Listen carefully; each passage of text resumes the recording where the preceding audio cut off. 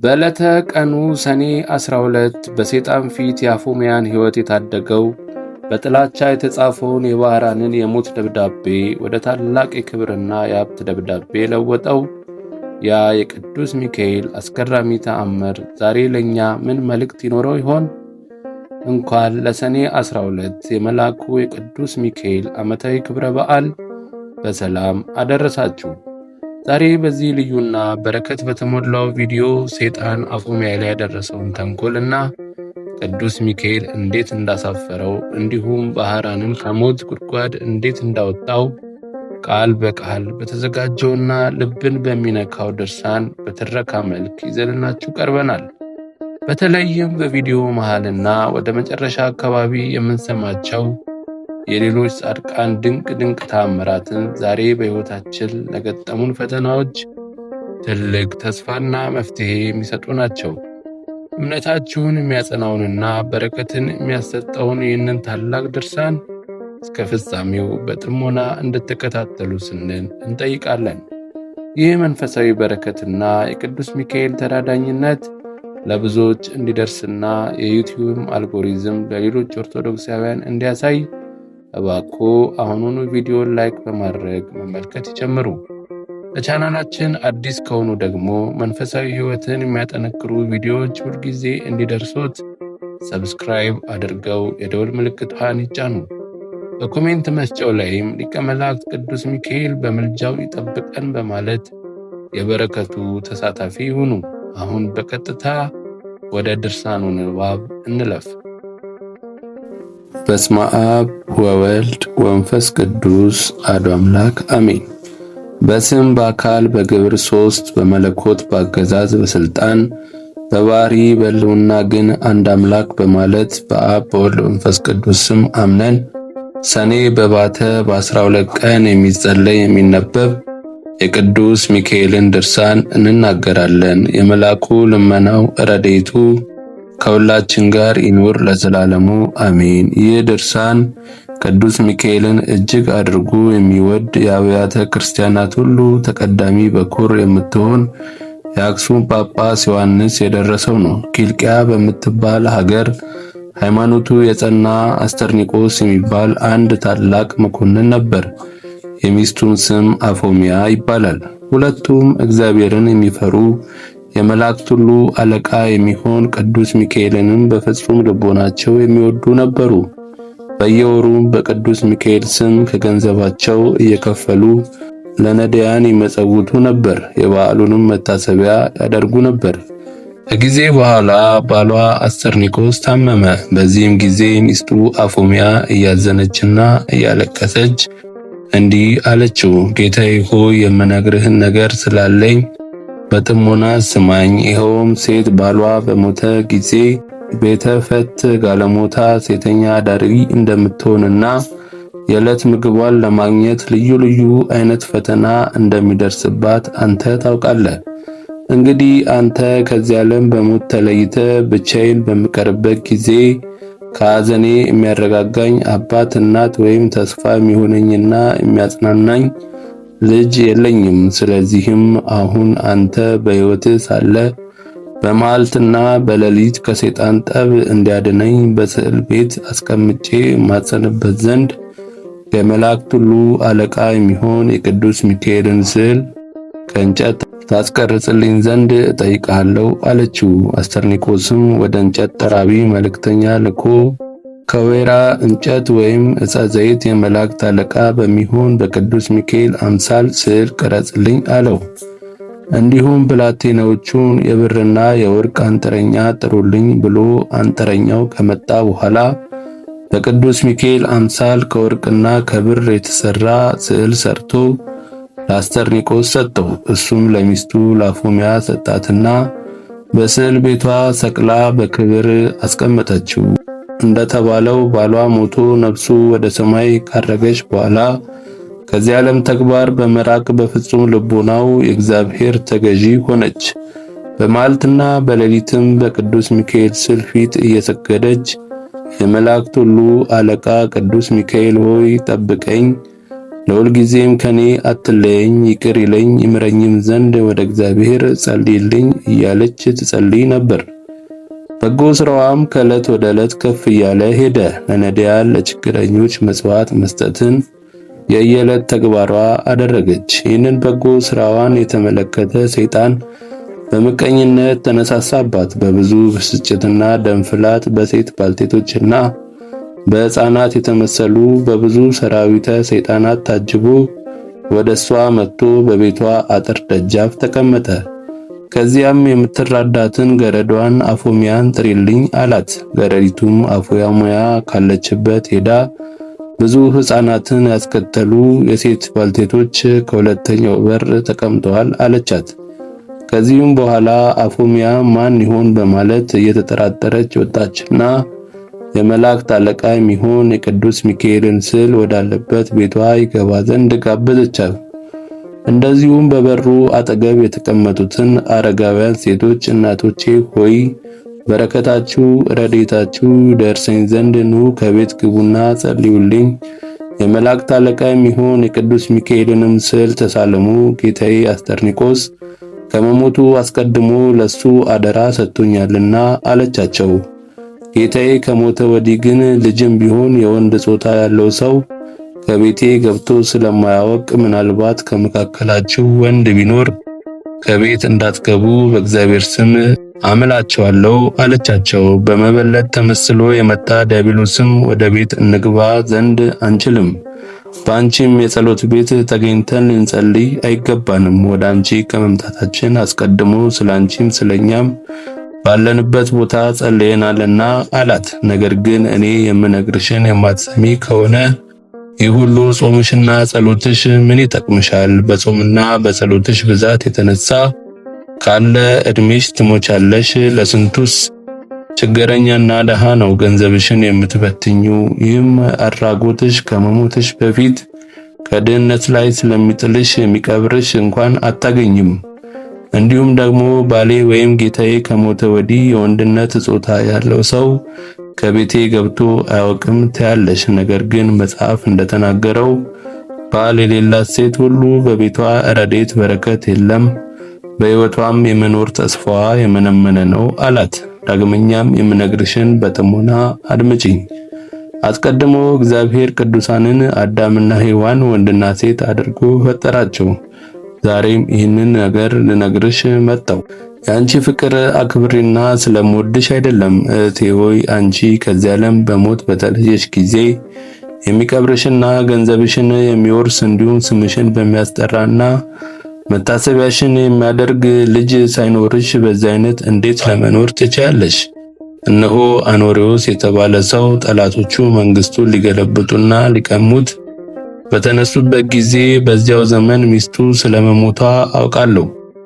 ዛሬም እነሆ እሱ ሚስት ሊያደርግሽ ይፈልጋል። አፎሚያ ሆይ እንደኔ ሐሳብ ቢሆን እሱን ብታገቢ መልካም ነው። ምክንያቱም ብዙ የወርቅና የብር ጥሎሽ ጥሎ አንቺን እንዲያገባ ከሱም ጋር በመንግስቱ ሁሉ ንግሥት ሆነሽ እንድትኖሪ ወደ አንቺ ልኮኛልና አላት። አፎሚያም ለዲያብሎስ እንዲህ ስትል መለሰችለት፣ አባቴ ሆይ የጫንከው ቆብ መልካም ነበር፣ ነገር ግን አነጋገርህ መልካም ያይደል፣ እጅግ የከፋና የሚያስቆጣ ነው። አትጹሙ፣ አትጸልዩ፣ ለነዳያን ለምስኪን ምጽዋት አትስጡ፣ አባት እናት ለሌላቸው ድሃ አደግ ልጆች እርዳታ አታድርጉ ብሎ የተናገረው የትኛው መጽሐፍ ነው? ሁለተኛስ ባል አግቢ እያልክ የምትመክረኝ ሴት ባሏ ከሞተ በኋላ ሌላ ባል እንድታገባ ወንድም ሚስቱ ከሞተች በኋላ ሌላ እንዲያገባ አንተ የሰራኸው ነው ወይስ ከመጽሐፍ ያገኘኸው? ከቶ በዚህ ሁሉ ነገር ልታስተኝ ትሞክራለህን? እኛስ ነቢዩ ዮናስ ታላቂቱ ሀገር ነነዌ እስከ 3 ቀን ትጠፋለች ሲል እግዚአብሔር አዟል ብሎ እንዳስተማራቸው ሰምተናል። የነነዌ ንጉሥ ይህን ሰምቶ ሕዝቡን ንስሐ እንዲገቡ፣ ጾም እንዲጾሙ፣ ጸሎት እንዲያደርጉ፣ ምህላ እንዲይዙ ባዘዘ ጊዜ ሕዝቡ እንደ ትእዛዙ ስለፈጸሙ እግዚአብሔር ሕዝቡን ይቅር አለ። ነነዌም ከጥፋት ዳነች። ሐዋርያው ጳውሎስም በየጊዜው ንስሐ ግቡ፣ ጾሙ፣ ጸልዩ እያለ አስተምሮናል። እንዲሁም ጌታችን አምላካችን ኢየሱስ ክርስቶስ አንድ ባለጸጋ መጥቶ መምህር ሆይ ምን ሰርቼ መንግሥተ ሰማያትን ልወርስ እችላለሁ ብሎ ቢጠይቀው ሂደ ያለን ሀብት ሽጥና ለድሃ ስጥ፣ ይህንንም ካደረግክ በኋላ መጥተ ተከተለኝ እንዳለው በቅዱስ ወንጌል ተናግሯል። ታዲያ እንዴት አንተ ሌላ ባል አግቢ ብለህ ትመክረኛለህ? እኔ ግን የማውቀውን ልንገርህ። እርግብ ባሏ ከሞተ በኋላ ለሌሎች አዋፍ ጋር አትገናኝም፣ በጥፍሯም ምላሷን ትሰነጥቃለች። ሌላ አዋፍ እንኳን ሊቀርባት ቢፈልግ በታላቅ ጩኸት ጓደኞቿን ጠርታ ሁሉም ተረዳርተው ይገድሉት ዘንድ የለምን? ስለምን አንተ 2 ባል አግቢ ትለኛለህ? ይህ ሥራ የአረማውያን እንጂ የክርስቲያኖችም ሕግ አይደለም። አንተ እርኩስ ጠላቶቹ መንግስቱን ለመቀማት ሀገሩን ለመውረር እሱንም ሊገድሉት የተነሱበትን አኖሬዎስን ይህንን አይነት እንደማይሰራ እኔ አስቀድሜ አውቃለሁ። አሁንም የመላእክት ሁሉ አለቃ የሚሆን የቅዱስ ሚካኤልን ስዕል ትሳለም ዘንድ አመጣልሃለሁ ብላ ወደ ስዕል ቤት ፈጥና ገባችና የሚካኤልን ስዕል አሳየችው። ያም ሰይጣን የቅዱስ ሚካኤልን ስዕል ባየ ጊዜ እንደ አሞራ ክንፍ አውጥቶ ከሰራዊት ጋር በረረ። ነገር ግን መለስ ብሎ አፎሚያን አስትሽ ዘንድ መጥቼ ነበር፣ አንቺ ግን ድል ነሳሽኝ፣ ከወጥመዴ አመለጥሽ። ቢሆንም በቤትሽ ውስጥ ባለው በወርቅና በብር የተለበጠ በቅዱስ ሚካኤል የእንጨት ስዕል አትመኪ። በዓሉ የሚከበርበት እስከ ሰኔ 12 ቀን ድረስ አንዳች ነገር በላይሽ ላይ የማመጣ መሆኔን እንድታውቂ ሲል አስፈራራት። በዚያን ጊዜ በእግዚአብሔር ዙፋን ፊት ለመስገድና እንዲሁም ለሰው ልጅና ስለ ወንዞች ውሃ ይቅርታን ይለምን ዘንድ ስለሚሄድ ወደ አንቺ ሊመጣ አይችልም። በዚህን ጊዜ በቤትሽ ውስጥ ያለውን ስዕል ከገጸ ምድር አጠፋዋለሁ፣ እስኪ ሚካኤል የሚያደርገኝን አያለው አላት። አፎሚያም ተመልሰ ብትመጣ የመላእክት አለቃ በሚሆን በቅዱስ ሚካኤል የጸሎት ኃይል አፍረት ትመለሳለህ ብላ በጌታችን በኢየሱስ ክርስቶስ ትምህርተ መስቀል አምሳል በአራቱ ማዕዘን አማተበችበት። በዚያን ጊዜ ዲያብሎስ አፍረቱን ተከናንቦ ሄደ። እሷም ጾም በመጾም ምጽዋት በመጽወት ጸሎት በመጸለይ በጎ ስራዋን እያስፋፋች ሄደች። ከዚህም በኋላ ያ ሰይጣን የዓመቱ 10ኛ ወር በሚሆን በሰኔ 12 ቀን የቅዱስ ሚካኤል በዓሉ በሚከበርበት ዕለት በመላእክት አምሳል አስኬማ አክሊል አድርጎ በእጁ ትምህርተ መስቀል የሌለበት የወርቅ ዘንግ ይዞ በሌሊት ወደሷ መጣ። ከዚያም ወደ ቤት ገብቶ አፎሚያን ሆይ ሰላም ላንቺ ይሁን፣ እንዴት አለሽ? ዕጣንሽ ጸሎትሽ በጠቅላላው በጎ ምግባርሽ ሁሉ ወደ ሰማይ አድርጎ እግዚአብሔር ዙፋን ፊት ቀርቧል።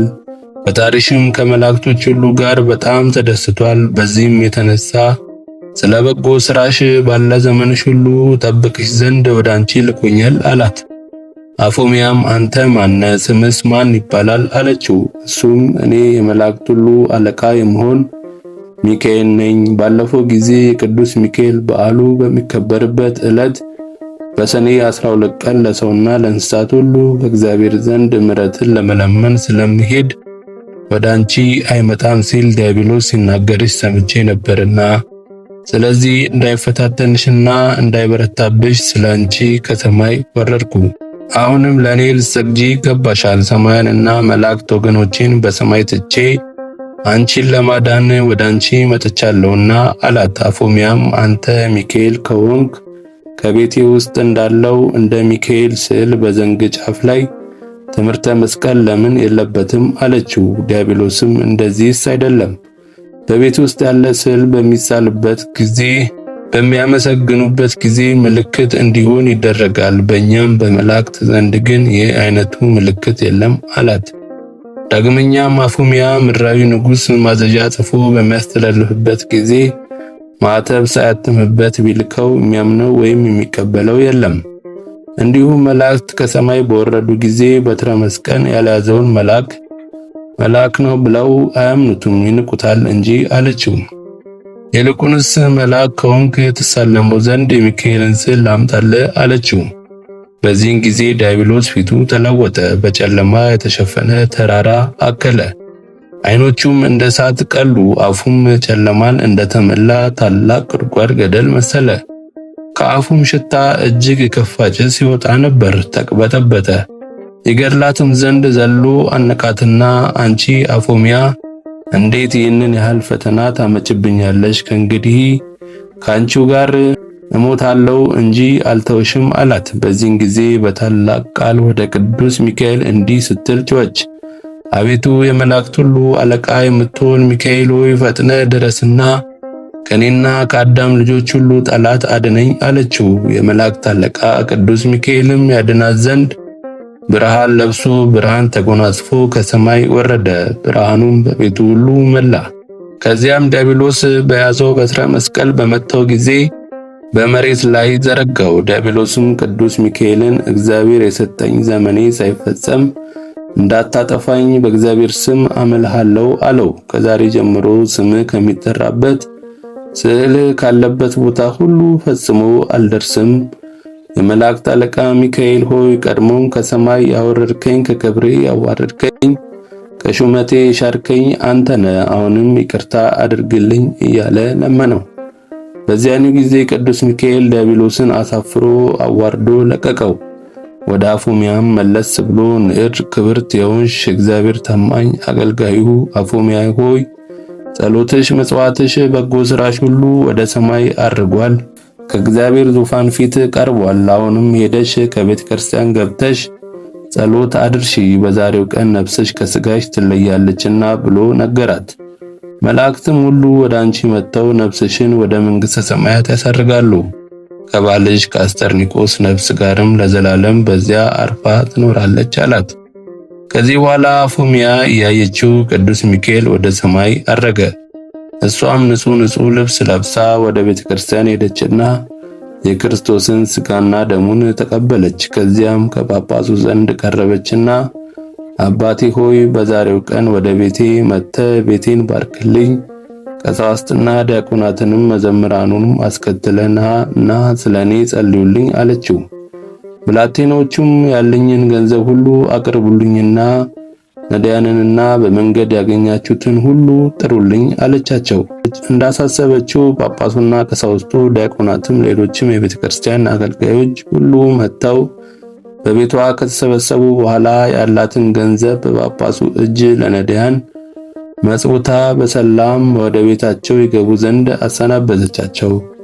ጳጳሱንና ካህናቱን ወደ አዳራሽ አስገብታቸው ጳጳሱን በወርቅ ወንበር አስቀመጠችው። ካህናቱንም በጳጳሱ ግራና ቀኝ በብር ወንበር አስቀመጠቻቸው። ለጳጳሱም ስለ ክብሩ ከእግሩ በታች አበባ ምንጣፍ አስነጥፋለት ነበር። ከዚህ በኋላ በመካከላቸው ቆመችና እጇን ወደ ሰማይ በመዘርጋት መምህራን እንዳስተማሯት በአገሯ ቋንቋ ወደ እግዚአብሔር ትጸልይ ጀመር። ጳጳሱንም አባቴ ሆይ የንስሐ ጸሎት ስጠኝ ብላ ልብሷን በመሬት ላይ አነጠፈችና ተንበረከከች። ከዚያም ጳጳሱና ገንዘቤ ሁሉ በአንተ አማካኝነት ለኔና ለባሌ ለአስተርኒቆስ ለስማችን መታሰቢያ ይሆን ዘንድ ነዳያን መጽውትልኝ አለችው። በዚህን ጊዜ እንግዲህ የሚካኤልን ስዕል አምጣልኝ አለችና ካመጣላት በኋላ ተሳለመችና በፊቷ ላይ እንዳስቀመጠችው ያ ስዕል ከፊቷ ላይ ተነስቶ እንዳሞራ በሮ የመላእክት ሁሉ አለቃ የሚሆን በቅዱስ ሚካኤል ቤተክርስቲያን ገብቶ በቤተ መቅደሱ መካከል ያለ መስቀያ ተሰቀለ። ከዚህ በኋላ ይህ ስዕል ለምልሞ መልካም ፍሬን አፍርቶ ስለተገኘ በዚያች ሀገር ታላቅ ደስታ ሆነ። በአገሩም ያሉ ድውያን፣ ሕሙማን፣ ርኩሳን አጋንንት ያደረባቸው ቅጠሉን ቆርጠው በውሃ በታጠቡ ጊዜ ከደዌያቸው ይፈወሱ ነበር። ይህም እስካሁን ድረስ ይደረጋል። በዚህም ሀገር የመላእክት አለቃ ስለሚሆን በቅዱስ ሚካኤል ስም ብዙ ታላላቅ ተአምራት ተደርገዋል። እንደዚሁ የመላእክት አለቃ የሚሆን የቅዱስ ሚካኤልን በረከት ንዕድ ክብርት የምትሆን የአፎሚያ ጸሎት ከሁላችን ጋር ይሁን ለዘላለሙ አሚን። ከጽንፍ እስከ ጽንፍ የሚበር ንጽረ አርያም የሚባል ዜማ ውዳሴው እንደ ማር የጣፈጠ ንዑድ ክቡር የሚሆን ቅዱስ ሚካኤል ያደረገው ተአምር ይህ ነው። ወዳጁ እኔን የጸሎቱ ኃይል ከሲኦል ረግረግ ያውጣው፣ በዚህም በሚመጣውም ዓለም ከክፉ ነገር ሁሉ ይጠብቀው፣ እርጉም ከሚሆን ከተኩላ አፍ ያድነው፣ ተንኮለኛ ከሚሆን ከሰይጣን ወጥመድም ይሰውረው ለዘላለሙ አሜን። ቆጵሮስ በምትባል ደሴት እግዚአብሔርን የሚፈራ የመላእክት አለቃ የሚሆን በቅዱስ ሚካኤል ጸሎት የሚተማመን አንድ ክርስቲያን ሰው ነበር። ከዕለታት አንድ ቀን ክቡር በሚሆን በቅዱስ ሚካኤል ስም ቤተክርስቲያን መስራት ይገባኛል ሲል በልቡ አሰበና ፈጽሞ የምታምር ቤተክርስቲያን ሰራ።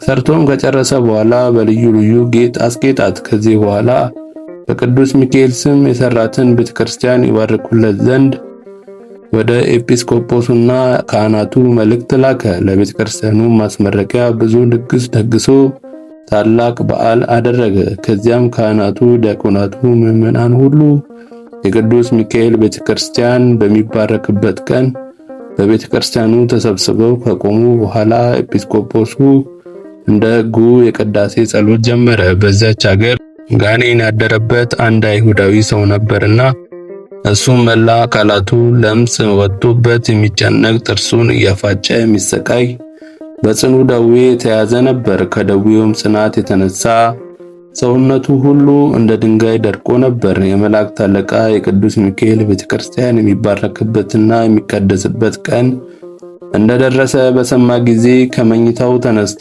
ልብሱን ለውጦ የክርስቲያን ልብስ በመልበስ ፍጹም ክርስቲያን መስሎ ከቤተክርስቲያን ገብቶ ከሕዝቡ ጋር ቆመ።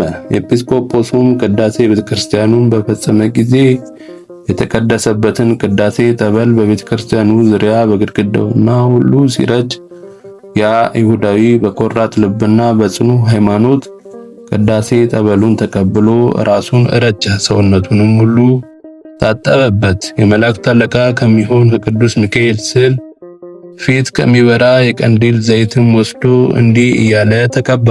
አቤቱ ጌታዬ ቅዱስ ሚካኤል ሆይ ከዚህ ከጽኑ ደዌ ፈጥነ ፈውሰኝ፣ ከዚህ ከክፉ የለምጽ በሽታም አድነኝ። ከዚህ ሁሉ በሽታዬ ብታድነኝ ለቤተ ክርስቲያን ምንም ያልተቀላቀለበት ንጹሕ የሆነ 20 ወቄት ወርቅ እሰጥሃለሁ። በጌታችን በኢየሱስ ክርስቶስ ስም ተጠምቄ ፍጹም ክርስቲያን እሆናለሁ። የወልደ እግዚአብሔርንም ሰው መሆንን አምናለሁ። ስለ አዳምና ሔዋን ስለ ልጆቻቸውም ሲል ከዳዊት ወገን ከተወለደችው ከመቤታችን ከስጋዋ ስጋ ከነፍሷ ነፍስ ነስቶ መወለዱን በትክክል ተቀብዬ አምናለሁ። ባለ የሕይወቴ ዘመን ሁሉ ለቤተ ክርስቲያንም ሳገለግል እኖራለሁ አለ። ይህንንም ከተናገረ በኋላ እንቅልፍ አለውና በዚያች ሌሊት በዚያው በቅዱስ ሚካኤል ቤተክርስቲያን ውስጥ ተኝቶ አደረ። እንቅልፉም በነቃ ጊዜ ሰውነቱ ሁሉ በሙሉ ጤንነት ላይ ሆኖ ከለምጹ ተፈውሶ ከበሽታውም ድኖ አገኘው። ከዚህ በኋላ በታላቅ ደስታ እግዚአብሔርንና ቅዱስ ሚካኤልን እያመሰገነ ወደ ቤቱ ገባ። ያም አስቀድሞ ያስጨነቀው የነበረ ጋኔን ከሱ ተለይቶ ወጣ። በሰውነቱም ላይ ይታይ የነበረ ነፍስም ጠፋ። ፈጽሞ ከሰውነቱ ላይ አንዳችም የበሽታ አይነት የቀረ ስላልነበረ ፍጹም ጤነኛ ሆነ። ያም አይሁዳዊ ከጽኑ ደዌው ፈጽሞ በዳነ ጊዜ ለቅዱስ ሚካኤል ቤተክርስቲያን እሰጣለሁ ብሎ ቃል የገባትን 20 ወቄት ወርቅ ሰጠ። በዚያን ጊዜ ፈጥኖ ወደ ኤጲስቆጶሱ ዘንድ ሄደና ቅዱስ ሚካኤል ያደረገለትን ተአምራት ሁሉ ነገረው። ከለምጹም እንዳዳነው ካደረበትም ጋኔን እንዴት እንዳላቀቀውም አስረዳው። ከዚያም ኤጲስቆጶሱን አባቴ ሆይ ከዛሬ ጀምሮ ክርስቲያን እሆን ዘንድ እፈቅዳለሁ። ስለዚህ አጥምቀኝና ከቅዱሳን ማህበር አንድ አድርገኝ፣ ደምረኝ እያለ ለመነው። ኤጲስቆጶሱም እሺ ብሎ ከቤተሰቡና ከዘመዶቹ ጋር አጠመቀውና ክርስቲያን አደረገው። ከዚህ በኋላ ያ አይሁዳዊ ሰው በቀናች በጸናች ሃይማኖት ጸንቶ በበጎ ሥራ ተጠምዶ የቅዱስ ሚካኤልን ቤተክርስቲያን ለማገልገል ወሰነ። እንዲሁም በጨለማ ለነበሩ ሰዎች ብርሃን ወጣላቸው። በድንቁርና በቀቢጸ ተስፋ ለነበሩ ሰዎች ዕውቀት ተገለጸላቸው። በክህደት በኃጢአት ለነበሩ ንስሐ ተሰራላቸው፣ ሃይማኖትም ተሰጣቸው ተብሎ በነቢይ እንደተነገረ ቅዱስ ሚካኤል ቀድሞ ከነበረበት ጨለማ ወደ ብርሃን እንዴት እንደመለሰውና ያደረገለትን ተአምራት ሁሉ ለሕዝቡ ሲነግር ኖረ። እንግዲህ ይህ አይሁዳዊ ከሚያሰቃየው ጋኔን ከሚያስጨንቀው ሕማም ኃጢአት ድኖ አዳኝ የሚሆን የክርስቶስ ብርሃን እንደበራለትና የይቅርታውን የቸርነቱን መላእክተኛ የሚሆን በቅዱስ ሚካኤል ጸሎትና ልመና ከአረማዊነት ወደ አማናዊነት እንደመለሰው አይነ ልቦናውንም አብርቶ የሥላሴን አንድነት ሶስትነት ለማወቅ እንዳስቻለው የወንጌል ልጆች የምንሆን እኛንም በስዕለቱ በአማላጅነቱ አይለየን። በከንቱ እንዳንጠፋ ከሰይጣን ወጥመድ ያድነን። ከሰራዊቱ ሁሉ ጋርም በቸርነቱ ይመግበን። ሰውን የሚያስቱ ሰራዊተ ሳጥናኤል አይተው ይሸሹ ዘንድ ሰይፈ ረድኤቱን ከጎናችን አይራቅ። ቅሚያን የተመሉ ወላዲያንና ሐሰት ሐሳውያን መሲዎች ከሆኑ ጥልቀቱ ከማይገኝ የተንኮላቸው ባህር እንዳንሰጥም ይጠብቀን። ከወጥመዳቸው እንዳንገባ በክንፈ ረድኤቱ ይሰውረን። ከዚህም ሁሉ በቸርነት መጋረጃ ይሰውረን ዘንድ ሁልጊዜ እየመጣ ይጎበኘን። ከቀድሞ ጀምሮ ቂም በቀል የሌለበት የምሕረት አማላጅ ነውና ኃይለ ጸሎቱ አማላጅነቱ እኛን ሕዝበ ክርስቲያንን ከክፉ ነገር ሁሉ ይጠብቀን እስከ ዘላለሙ አሜን። በአብ በወልድ በመንፈስ ቅዱስ ስም በማመን በባህሪ በሕልውና አንድ አምላክ ብለን አምነን ሰኔ በባተ በ12 ቀን የመላእክት ሁሉ አለቃ የሚሆን የቅዱስ ሚካኤል የበዓሉ መታሰቢያ እንዲከበር እንናገራለን። ልመናው አማላጅነቱ ከሁላችን ጋር ይኑር ለዘላለሙ አሜን። የሚከበርበትም ምክንያት እንዲህ ነው። እስክንድሪያ በምትባል አገር አክሉ በጥራ የተባለች የግብጽ ንጉሥ ልጅ ዙኋል በሚባል ኮከብ ስም ያሰራችው ታላቅ ቤተ ጣዖት አዳራሽ ነበርና በየዓመቱ ሰኔ በማተ በ12 ቀን ሕዝቡ ተሰብስቦ ታላቅ በዓል ያደርጉ ነበር። በዚያም አዳራሽ ውስጥ በዚያች ሀገር በሚኖሩ ሰዎች ዘንድ የሚፈራና የሚከበር ስሙ ዙኋል የሚባል የብረት ጣዖት ነበረ። በዓሉም በሚከበርበት ዕለት ብዙ ፍሪዳ ይታረድ ነበር። አባ ለእስክንድሮስ የተባለ እስከተሾመበት ድረስ ለዚያ ጣዖት ክብር እየሰጡ በዓል እያደረጉ ለብዙ ዘመን ቆዩ።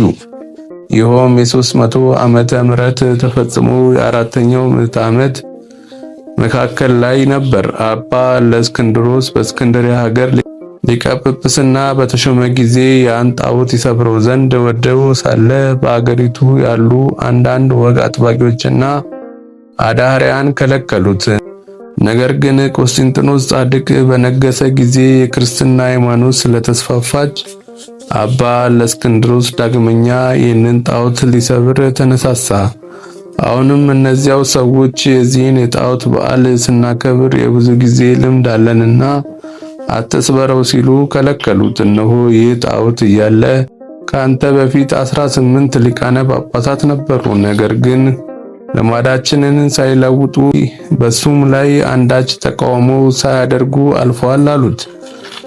አባ ለእስክንድሮስ ግን ይህ ጣዖት የሚያጠፋ እንጂ የሚያለማ ወይም የሚጠቅም አለመሆኑን መልሶ መላልሶ ነገራቸው። ብዙ ማስረጃም አቀረበላቸው። እሱን የሚያከብሩ ሁሉ ሰይጣናት እንደሚያመልክ ሆኖ መቆጠሩን ገለጸላቸው።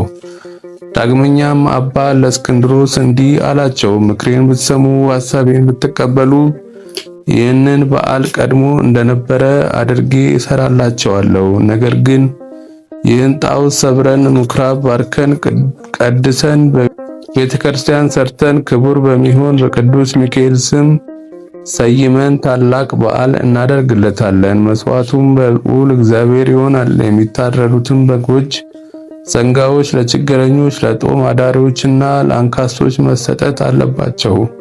ስለዚህም ክብር ምስጋና ይግባውና ከጌታችን ከኢየሱስ ክርስቶስ ዘንድ ክቡር የሚሆን ቅዱስ ሚካኤል ክብር ያሰጣቸዋል አላቸው። እነሱም ይህ በጎ ምክር ደስ ስላሰኛቸው ትእዛዙንም በመቀበል የመላእክት አለቃ በሚሆን በቅዱስ ሚካኤል ስም ቤተክርስቲያን ሰሩ። ያችን ቤተክርስቲያን በእስክንድርያ ሀገር የታወቀችና ታላቅ ስመጥር ገዳም ሆነች።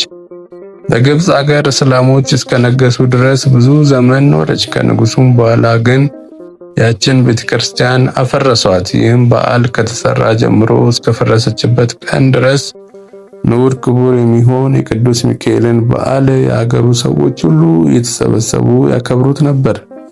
ከነሱም መካከል እግዚአብሔርን እጅግ አድርጎ የሚፈራ ወር በገባ በየ12 ቀን የቅዱስ ሚካኤልን ዝክሩን የሚዘክርና ይልቁንም በኅዳር 12 እና በሰኔ 12 ቀን በታላቅ ክብር የሚያከብር አንድ ሰው ነበረ።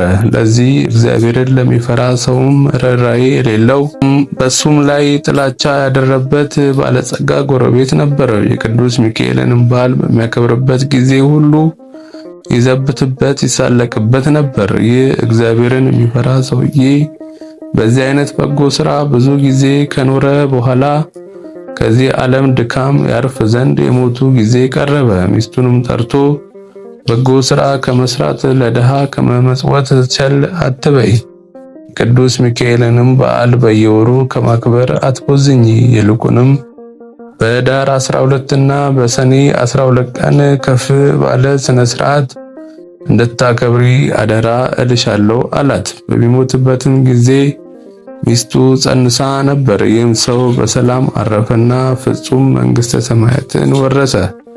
ከዚህ በኋላ ሚስቱ የመውለጃዋ ጊዜ ተቃርቦ ነበርና ምጥ ይዟት በታላቅ ጭንቅ ላይ እንዳለች አንተ የእግዚአብሔር መልአክ ሆይ በእኔ ላይ ይቅርታን አውርድ፣ ከዚህ ከደረሰብኝም ጭንቅ ይገላግለኝ ዘንድ ስለኔ እግዚአብሔርን ለምንልኝ፣ አንተ እግዚአብሔር ዘንድ ታላቅ ባለሟልነትን ተሰጥቷልና እያለች ለመነች።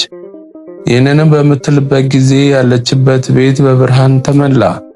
ከጭንቋም ዳነችና መልኩ በጣም ያማረ ልጅ ወለደች። እግዚአብሔር መልእክተኛ ቅዱስ ሚካኤል ከሰማይ ወርዶ ያን ሕፃን ባረከውና ቸርነት ርኅራኄ የሌለውን የዚህን ባለጸጋ ገንዘብን ሀብት እርሻውንም ሁሉ ይህ ሕፃን እንዲወርስ እግዚአብሔር አዟል አለ። ያን ጊዜም ባለጸጋ በሴትዮዋ ቤት መስኮት አጠገብ ሆኖ ሁኔታውን ሁሉ ይመለከት ነበርና ይህንን ነገር በሰማ ጊዜ ልቡ በታላቅ ሐዘን ተነካ።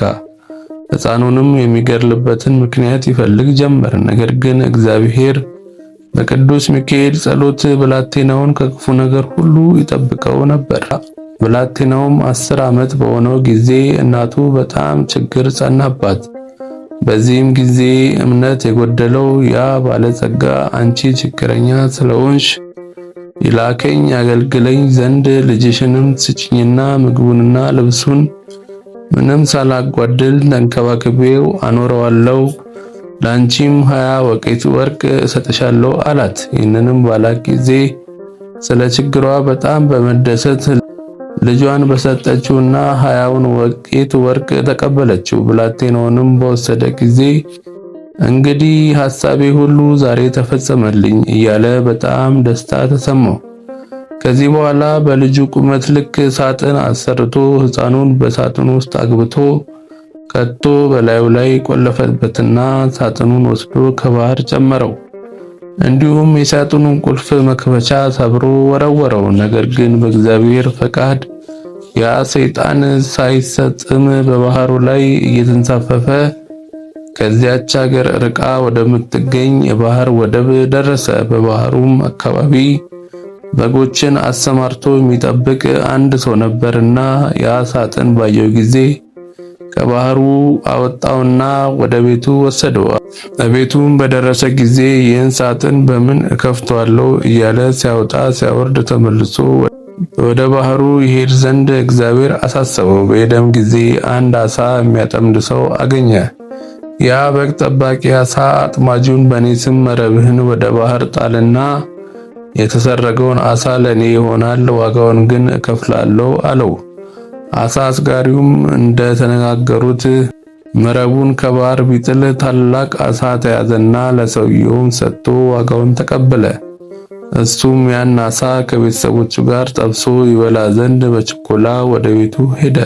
የአሳውን ሆድ ቢሰነጥቀው የዚያን የሳጥን ቁልፍ መክፈቻ አገኘው። በዚህም ጊዜ ይህ መክፈቻ የዚህ ሳጥን ቁልፍ መክፈቻ መሆን አለበት ሲል አሰበና ቁልፉን ለመክፈት ቢሞክር ወለል ብሎ ተከፈተ። በዚህም የተደነቀ ሳለ ሳጥኑን ቢከፍተው ያ ባለጸጋ ሊገድለው ያሰበውን ሕፃን በሳጥኑ ውስጥ አገኘው። ባየውም ጊዜ እጅግ ተደስቶ በባህር ውስጥ ስላገኘው ስሙን ባህራም ብሎ ሰየመውና እንደ ልጁ አድርጎ ይንከባከበው ዘንድ ወሰነ።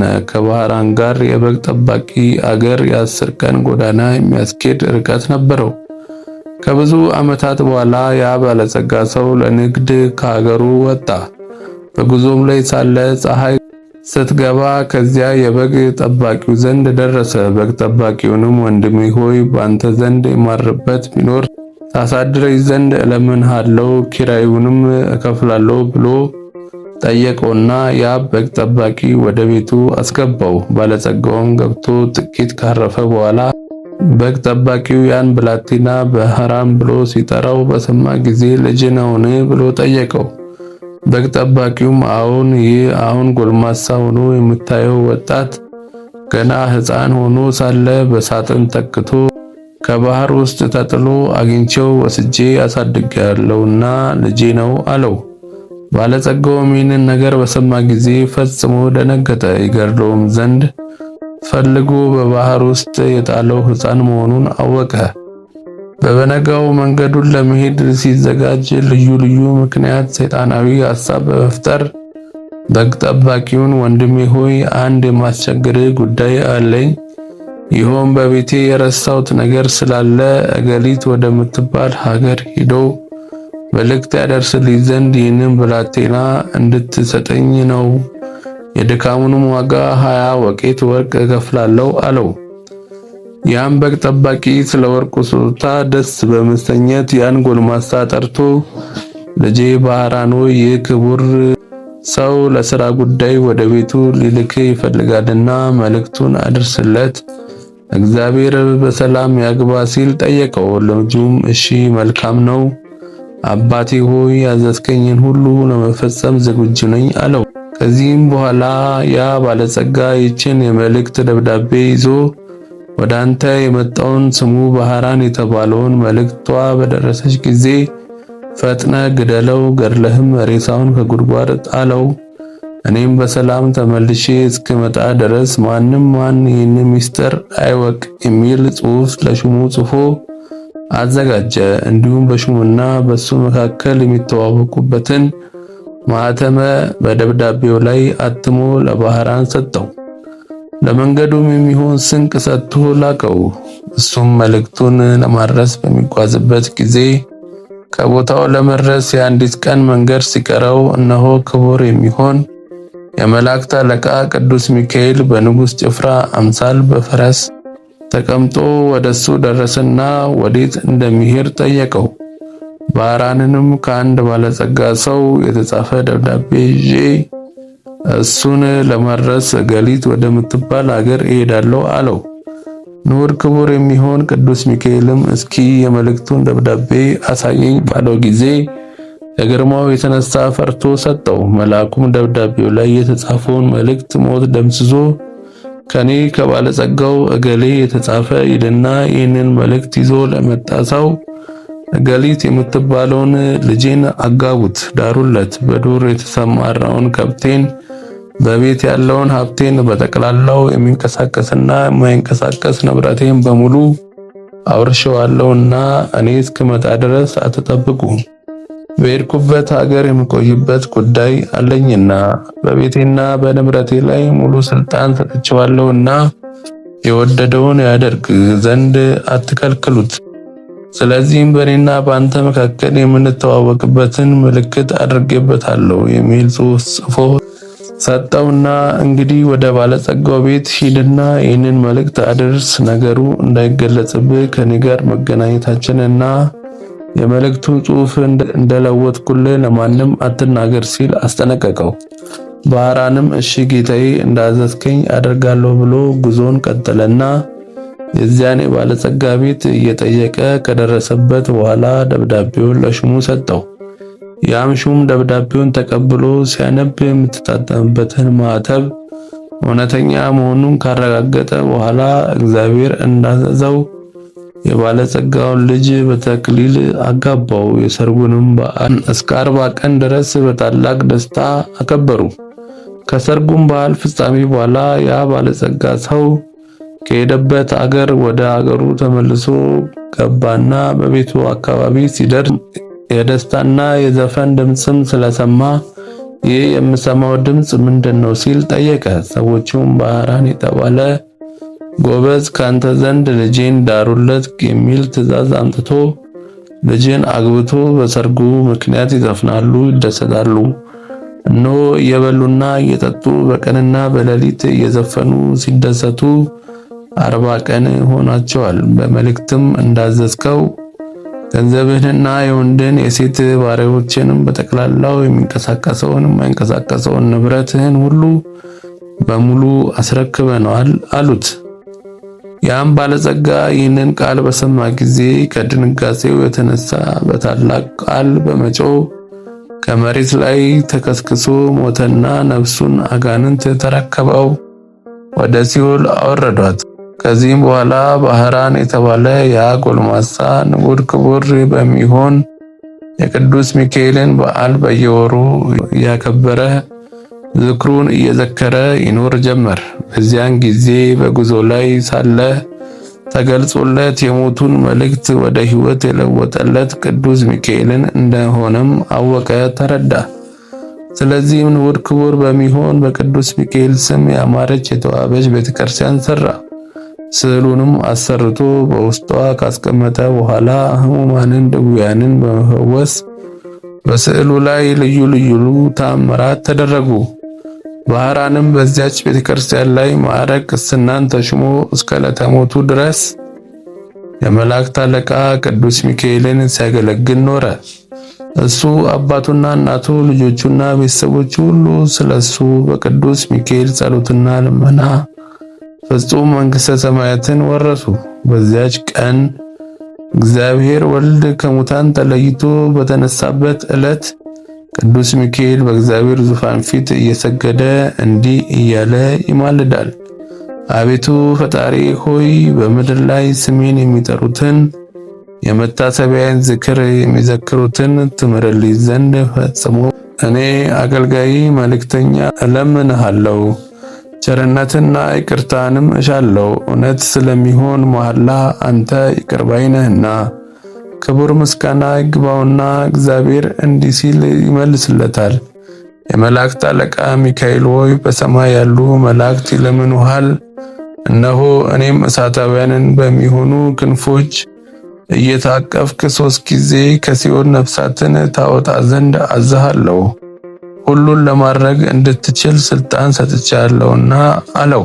የመላእክት አለቃ ቅዱስ ሚካኤልም ይህንን የቸርነት ቃል በሰማ ጊዜ እጅግ ተደሰተ። እንዳዘዘውም በምድር ላይ መታሰቢያውን የሚያደርጉትን ነፍሳት 3 ጊዜ በክንፉ እየታቀፈ አውጥቶ ባህረ እሳትን አሻገራቸው። የእኚህም ነፍሳት ቁጥራቸው እጅግ የበዛ ስለሆነ እግዚአብሔር በቀር ቁጥራቸውን የሚያውቅ የለም። ወንድሞቼ ሆይ እንግዲህ ንዑድ ክቡር የሚሆን የቅዱስ ሚካኤልን በዓል በሚቻለን መጠን ከማክበር አንቆጠብ። ክብር ምስጋና ይግባውና ጌታችን በቅዱስ ወንጌል እንደተናገረ ቀዝቃዛ ውሃ እንኳን ለተጠማው የሚያጠጣ ሁሉ ዋጋውን አያጣምና። አሁንም የእግዚአብሔር ቸርነት እንለምን። የመላእክት አለቃ በሚሆን በቅዱስ ሚካኤል አማላጅነት ከሰይጣን ወጥመድ እንዲያድነን ነቀጥቃጠ ሕማምንም ከኛ ያርቅልን ዘንድ የምድርን ፍሬ ሁሉ እንዲያበዛልንና በጎ ሥራ ለመስራት የሚያስችል ኃይልን ይሰጠን ዘንድ እንዲሁም ኃጢአታችንን እንዲያስተሰርይልን ከኛ ወገን የሞቱትን ነፍሳቸውን በበጎ ዕረፍት ያሳርፍ ዘንድ የወጡትንም አባቶቻችንና ወንድሞቻችንን በሰላም ወደ ቤታቸው ይመልሳቸው ዘንድ በመካከላችን ፍቅርን መስርቶ በጸናች በቀናች ሃይማኖት እስከ ዓለም ፍጻሜ ያጸናን ዘንድ ቅዱስ ፈቃዱ ይሁንልን። ንዑድ ክቡር የሚሆን የመላእክት ሁሉ አለቃ ቅዱስ ሚካኤል ያደረገው ተአምር ሊቆጥሩት የማይቻል ብዙ ስለሆነ በእኛም ላይ ኃይለ ረድኤቱን አድሮብን ይኑር እስከ ዘላለሙ ድረስ አሜን። በአብ በወልድ በመንፈስ ቅዱስ ስም አምነን በባህሪ በሕልውና አንድ አምላክ ብለን ክብር ምስጋና ይግባውና በዛሬው ዕለት እግዚአብሔር ቅዱስ ሚካኤልን በወገኖቹ በመላእክት ሁሉ ላይ ከክብሩና ከገናነቱ ጋር እንደሾመው እንናገራለን። ንዑድ ክቡር የሚሆን የመላእክት አለቃ የቅዱስ ሚካኤል ተአምራቱ ብዙ ነውና ስለዚህ የቤተ ክርስቲያን ሊቃውንት የቅዱስ ሚካኤልን በዓል በየወሩ በ12 ቀን እናከብር ዘንድ አዘውናል። ጸሎቱና በረከቱ ከኛ ጋር ይኑር ለዘላለሙ አሜን። በቸርነቱ ላይ ለሰው ታዛዥ ለሆነና በይቅር ባይነቱ ለታወቀው መልአክ ለቅዱስ ሚካኤል ሰላም እላለሁ። አስቀድሞ እግዚአብሔር ወደ ሰማይ ማድረግ በዚህ መልአክ የመለከት ድምፅ መነፋት እንደሆነ ዳግመኛም በሚመጣበት ጊዜ እንዲሁ ይሆናል። ዳግመኛም በዛሬው ዕለት ንዕድ ክብርት የምትሆን አፎሚያ የዕረፍቷ ቀን እንደሆነ እንናገራለን። ይህችም ቅድስት አፎሚያ የተባለች ሴት አንድ እግዚአብሔርን የሚፈራ አስጠርኒቆስ የተባለ ሰው ሚስት ናት። ይኸውም ሰውዬ ምጽዋትን የሚሰጥ 3 በዓላቶችን በየወሩ የሚያከብር ነበር። እነዚህም በዓላት የመላእክት አለቃ የሚሆን የቅዱስ ሚካኤልን በዓል፣ ወር በገባ በየ12 ቀን የእመቤታችን ቅድስት ድንግል ማርያምን በዓል፣ በየወሩ በየ21 ቀን የጌታችን የኢየሱስ ክርስቶስን የልደቱን መታሰቢያ በዓል፣ ወር በባተ በ29 ቀን ሲያከብርና መታሰቢያቸውን ሲያደርግ ይኖር ነበር። ይህም ሰው የሚሞትበት ቀን በደረሰ ጊዜ በሕይወቱ ሳለ የሚያደርገውን ምጽዋት እንዳታስቀር አዘዛት። ይልቁንም የእኚህን የሦስቱን የመታሰቢያ በዓላት ዝክር እንዳታስተጉል አደራ አላት። እሷም በቤቷ ውስጥ አኑራ ከሰይጣን ፈተና ትከላከልበት ዘንድ የሚካኤልን ስዕል ሰርቶ እንዲሰጣት ባሏን ጠየቀችና አሰርቶ ሰጣት። ባሏም ከዚህ በኋላ በሞት በተለየ ጊዜ አስቀድሞ እሱ ከሚያደርገው በጎ ሥራ አንዳችም ሳታጓድል ትሰራ ጀመር። ሰይጣንም ይህንን በተመለከተ ጊዜ በቅናት ተነሳባት። በመበለትም መነኮሳይትም ተመስሎ የመጣ ስላንቺ በጣም ነው የማዝነው እያለ በነገሩ ሊያግባባት ሞከረ። አሁንም ዕድሜሽ ወደ እርጅና ከመግፋቱ በፊትና ገንዘብሽም ከማለቁ አስቀድሞ ባል አግብተሽ ልጅ ትወልጂ ዘንድ እመክርሻለሁ አላት። ቀጥሎም ባልሽ እንደሆነ መንግሥተ ሰማያትን ወርሷል፣ ምጽዋትንም አይፈልግም ባላት ጊዜ እሷም ከእንግዲህ ከሌላ ወንድ ጋር ላልገናኝ ለእግዚአብሔር የመሐላ ቃል ኪዳኔን ሰጥቻለሁና አላደርገውም ስትል መለሰችለት። እርግቦችና ቁራዎች እንኳን ባላቸው ከሞተ ሌላ ባል አያውቁም። ባሪያ እግዚአብሔር ለተፈጠሩ ሰዎችማ ይህንን ማድረግ እንዴት ይገባል አለችው። ነገሩን እንዳልተቀበለችው ባየ ጊዜ መልኩን ለውጦ ዛሬ ባይቻለኝ በሌላ ቀን መጥቼ ሐሳቤን እንድትቀበይ አደርጋለሁ ሲል በታላቅ ቃል ጮኸ። እሷም የቅዱስ ሚካኤልን ስዕል አወጣችና ከዚያ ድምጥማጡን አጠፋችው። ከዚያም በሰኔ 12 ቀን እንደ ልማዷ ለማክበር ስትዘጋጅ ሳለ ዳግመኛ ያ ሰይጣን በመልአክ አምሳል ተመስሎ መጣና ሰላም ላንቺ ይሁን፣ ቸር አለሽ፣ እኔ የመላእክት አለቃ ቅዱስ ሚካኤል ነኝ። እነሆ ገንዘብሽን በምጽዋት ማባከንሽንም ትተሽ ከምዕመናን ወገን ለአንዱ ሚስት ትሆኚ ዘንድ እግዚአብሔር ወደ አንቺ ልኮኛል። በዚህም ላይ ያለ ባል የምትኖር ሴት መቅዘፊያ የሌላት ወይም መልቋ እንደተቆረጠ መርከብ መሆኗን እወቂ አላት። ከመጽሐፈ ብሉያት ልዩ ልዩ ጥቅሶችን እያመጣ ተመልከቺ። አብርሃም፣ ይስሐቅ እና ያዕቆብ፣ ዳዊት፣ ሌሎችም እነሱን የመሰሉ ሁሉ ሚስት አግብተዋል። ነገር ግን የእግዚአብሔርን ባለሟሎች እንደነበሩ አስቢ አላት። ቅድስት አፎሚያም መልሳ አንተ የእግዚአብሔር መልአክ ከሆንክ የመታወቂያ ምልክት የሚሆን ትምህርተ መስቀል ወዴት አለ? የንጉሥ መልእክተኛ የሆኑ ሁሉ የንጉሱን ማዕተብ ሳይዝ ወደ ሌላው መልእክት ሊያደርስ አይሄድምና አለችው። ሰይጣንም ይህንን በሰማ ጊዜ መልኩ ተለወጠ፣ ዘሎም አነቃት። በዚህም ጊዜ አፎሚያን ወደ ቅዱስ ሚካኤል ድረስልኝ እያለች ስትጮህ ፈጥኖ ደረሰና አዳናት። ሰይጣንም በብዙ አይነት ስቃይ ካሰቃየው በኋላ እግዚአብሔር እስከ ዓለም ፍጻሜ ድረስ ታግሶኛልና ይቅር በለኝ አታጥፋኝ ብሎ ስለለመነው ተወው። ቅዱስ ሚካኤልም ቅድስት አፎሚያን ሂደሽ ቤትሽን አዘጋጂ፣ በዛሬው ዕለት ከዚህ ዓለም በሞት ትለያለሽና እነሆ እግዚአብሔርም ዓይን ያላየውን ጆሮ ያልሰማውን ልቦና ያላሰበውን ዋጋሽን አዘጋጅቶልሻል ብሎ ከነገራት በኋላ ሰላምታ ሰጥቷት ወደ ሰማይ አረገ። ከዚያም ለበዓሉ የሚያስፈልገውን ካዘጋጀች በኋላ ወደ ኤጲስቆጶስና ካህናቱ ዘንድ መልእክተኛ ላከችና መጡ። ቀጥሎም በእነሱ እጅ ለነዳያን ለችግረኞች መጽዋዕት ይሰጡላት ዘንድ ገንዘብ ሰጠቻቸው። ከዚህ በኋላ ቅዱስ ሚካኤልን ስዕል በደረቷና በፊቷ ላይ አድርጋ ወደ እግዚአብሔር እየጸለየች የቅዱስ ሚካኤልን ባር የሚከበርበት ዕለት በሰኔ 12 ቀን በክብር አረፈች። እግዚአብሔር በፍጹም ልመናዋ ወዳጆቿን ሕዝበ ክርስቲያንን ይቅር ይበላቸው እስከ ዘላለሙ አሜን። በበጎ ምግባሯ ቀንቶ በልዩ ልዩ ተንኮል ለማሳት በተነሳሳበት ጊዜ በዛሬው ቀን እንደቀጠራት ዲያብሎስን ድል ለነሳችው ቅድስት አፎሚያ ሰላምታ ይገባል። የቅዱስ ሚካኤልን ስዕል እየተሳለመች ከዚህ ዓለምም ድካምም የዘላለም እረፍት ወዳለበት በክብር አርፋለችና። ዳግመኛም በዛሬው ዕለት ብፁዓን ንጹሕ የሚሆን ሰማያዊ ምስጢር የተገለጸለት ኢትዮጵያዊ ንጉሥ ላሊበላ ያረፈበት ቀን ነው። በዚህ ጻድቅ ንጉሥ ጸሎት እግዚአብሔር ይቅር ይበለን ለዘላለሙ አሜን። ከእንጨትና ከጭቃ ያይደል በፈለገው አይነት ድንጋዮች እንደ ጭቃ የተሳቡለት በመንፈስ ቅዱስ ጥበብ ቤተ መቅደሶችን ላነጸ ለሰራ ለንጉሥ ላሊበላ ሰላምታ ይገባል። ነጋሲነቱንና ምስፍንናውን ይጠይቅለት ዘንድ የነገሥታትና የታላላቅ ሰዎች ተድላ የሚሆን ይህ መዓር በተወለደበት ዕለት በንብ ተከበበ። በደገኛው ጻድቅ ትንቢት የሊቀ ጵጵስናውን ሹመት እግዚአብሔር ላገኘ ለሊቀ ጳጳሱ ለቄርሎስ ሰላም እላለሁ። ከዚህ ዓለም ስህተት በራቀ በዚህ መምህርም ጠለ ትምህርትም ምዕመናንም ለመለሙ በዙ፣ ደቂቀ ወንጌልም በረከቱ። የመልአኩ የቅዱስ ሚካኤል በረከት ከሁላችን ሕዝበ ክርስቲያን ጋር ለዘላለም ይኑር አሜን። እንደዚህ ያሉ ትምህርቶች ዘውትር እንዲደርሳችሁ ይህንን ቻናል ሰብስክራይብ ማድረጋችሁን አትዘንጉ። ወስብሐት ለእግዚአብሔር ወለወላዲቱ ድንግል ወለመስቀሉ ክቡር። ይቆየን አሜን።